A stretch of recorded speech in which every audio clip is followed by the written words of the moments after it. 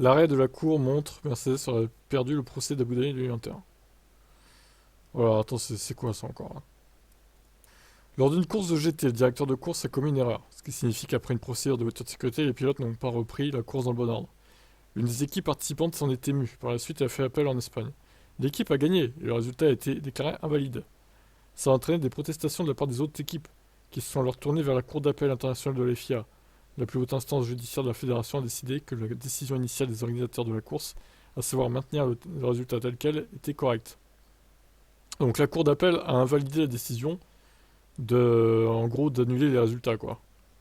Donc ils ont dit, bah non, non, on garde les résultats comme c'est, voilà.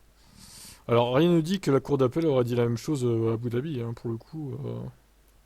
Bon après, il rappelle ce qui s'est passé à Abu Dhabi 2021. On est tous au courant.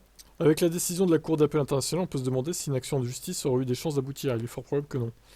Ouais, mais encore une fois, ils en savent rien, GP Blog, là, ils sont marrants. La Cour d'appel aurait peut-être pris une autre décision par rapport à Abu Dhabi, par rapport à la course de GT, là.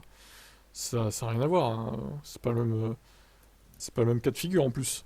Donc moi je suis convaincu qu'au final ils auraient gagné. S'ils étaient allés au bout, Mercedes et vous savez quoi, je me demande si franchement Hamilton il a pas en travers de la gorge encore ça.